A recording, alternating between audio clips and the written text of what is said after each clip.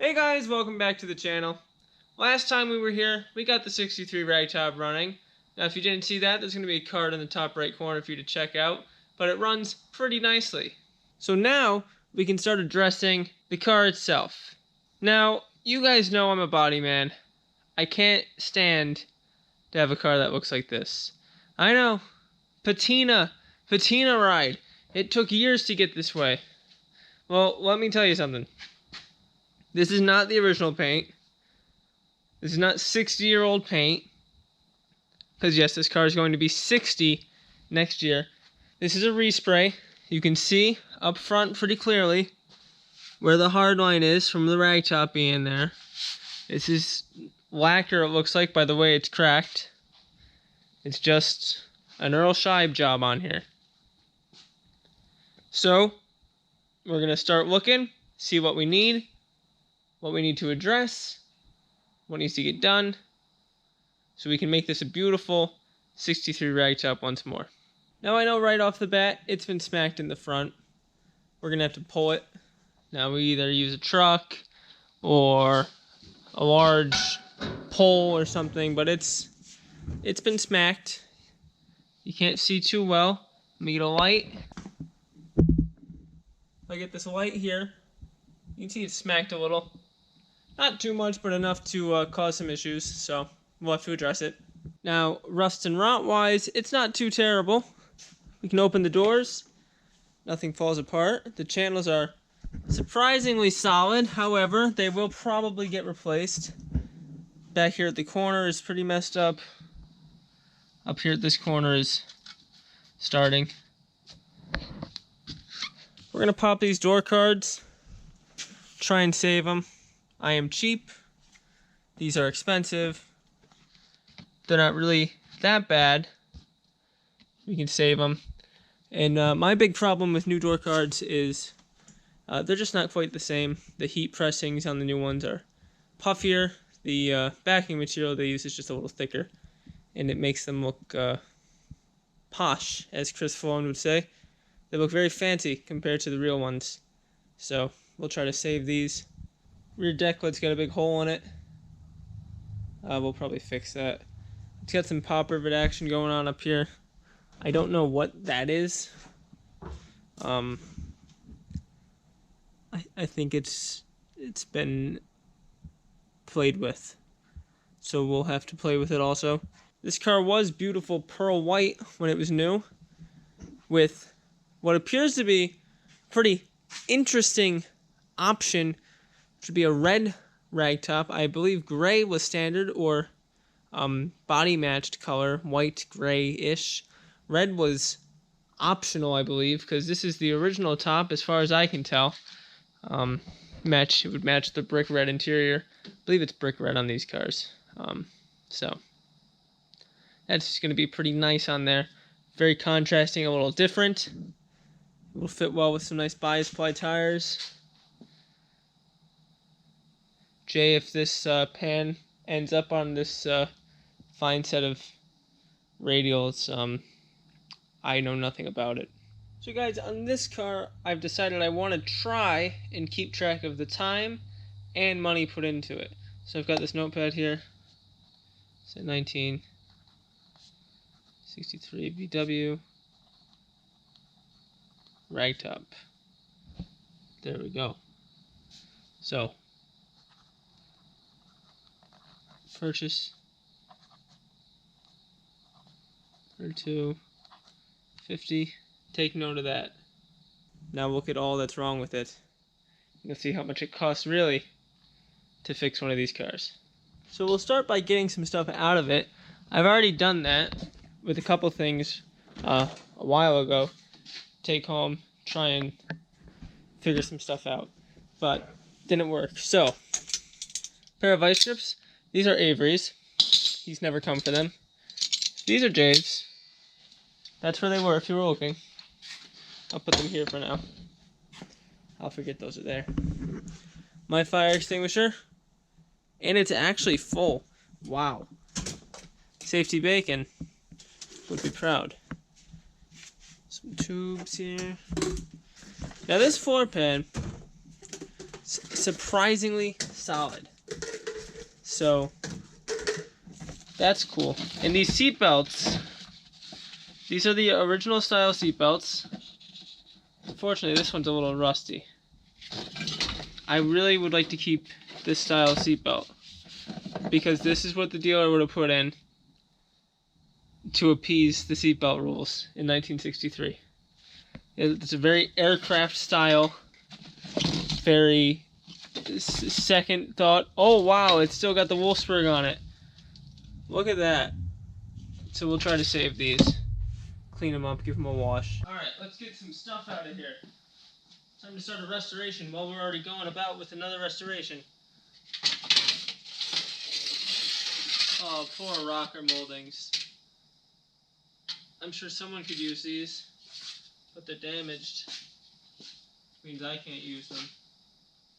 I don't think these are stainless, so I don't know if they could be straightened. I wouldn't be the one to straighten them anyway, but I don't think you can straighten them.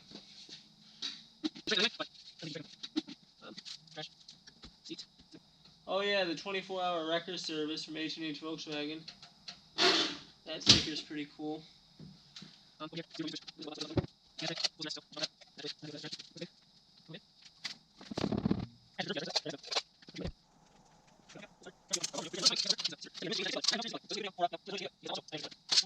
It's already looking cleaner. My, what a beautiful car I have. Definitely needs this pan. That pan is questionable still.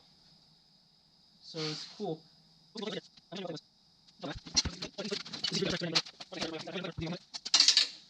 Poor trim's got smashed.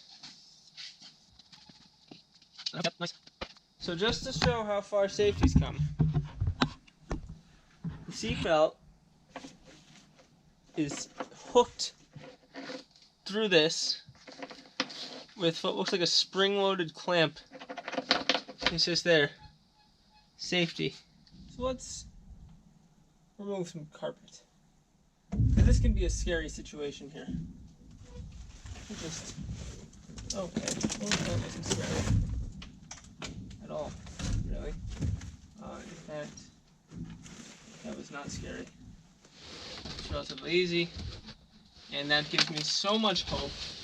Just seeing that not stained, this car wants to be saved. Oh my goodness, I can see so much good hiding.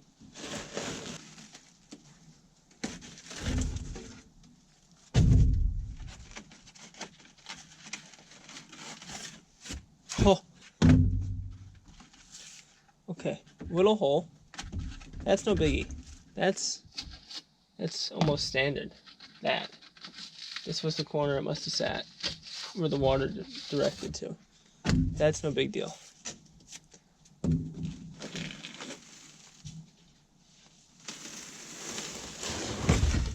Oh! Oh my goodness. Gee, Wally. Ain't that beautiful? The lower portion is less beautiful, but it's still beautiful. Wow. Do you see that? Do you see all that beautiful paint? That's not common at all. Wow. Little rot spot there. I know a body guy. You can fix that up real quick. What do we have under here? These things. Very useful when you want heat in your car.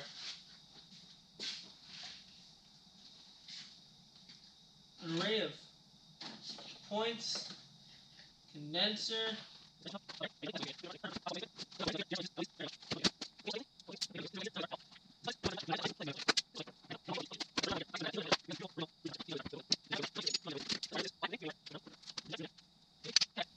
Now let me show you this gas tank.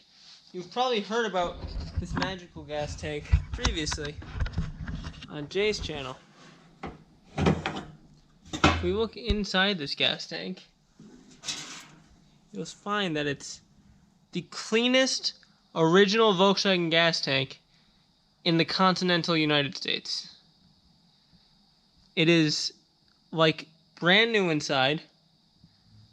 I don't understand the magic. This car just wanted to be saved, I think. And that's, you know, what it did. It just stayed preserved because it wanted to live. So that's the trunk. Let's see about this ragtop.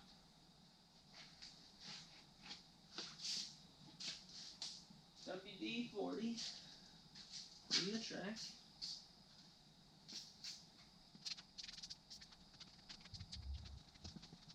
Basically what we're doing is stripping the car down enough to where I can easily start doing things. Because I still want to do my bus, but the bus is a heavy project. This isn't really that heavy of a project. And so I'm able to do them both at the same time, kind of. Like the Plymouth. The Plymouth got done in 2 months. Just about a month and a half. And it's done. Like, I mean, I need a few finishing details. The interior, the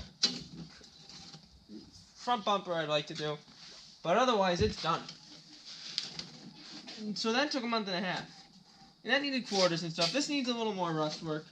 But I think we can handle this in a relatively short amount of time. I would have liked to take the bus to Terryville next year. But likely this could be the car that we take. So guys, I've gone around the vehicle. I've made a quick hit list of things that definitely need done. And we'll find other things along the way. That's pretty standard. But that's what we're going to do. So, right off the bat, going into this car, we know we're going to need both quarter panels, both bumper brackets, the driver's package tray needs the flange repaired. No problem. The driver's floor needs replaced definitely. Passenger floor is to be determined. Both B&A pillars at the channel need repaired. At least the passenger heater channel. The rear fenders need repair. I know they're kind of split. The front apron needs to be pulled because the car got smacked. Now the window channel at the front is rusted right there. No problem. We're going to have to repair the wheelhouse, front and rear probably. The deck would obviously need repaired. Passenger pillar and quarter and all such. The fender mounts, I noticed they're pretty pitted up here. I don't know how rusted they are. We'll have to check those and repair as needed. Spare tire tray needs replaced. Cowl. The cowl here. This is the cowl. The lip on the inside's got some rust. No biggie. All the window trim, rubbers, door seals, etc. Needs fixed, repaired, replaced. No biggie. So, what I have to get on is looking into pans, channels, quarters. Oh, and the firewall needs repaired at the front. No biggie. So what I'm going to have to do, I'm going to make my list of things I'm going to check on now are channels, floors, quarters. I can make the wheelhouse. That's flat steel. If I can't make that, then I'm just going to put up the bodywork hobby and become a banker or something. And we'll get on that. So, I think that's going to wrap it up. Alright guys, so that's going to do it for me. We got a good game plan now. We know what parts we need, what we need to buy. We get to look into different manufacturers of parts because there's all sorts of different people making parts for these cars. We got in a few nice surprises. A couple things that I wasn't expecting to be bad that are bad. So, you know, give and take. But it's a restoration. You can't expect anything less. So, all we can do now is wait until the day that I can look out this sunroof and see the sky above me and not an engine. Hopefully, that won't be too long. But until then, guys, take care. I'll see you later. Till the next one. Bye.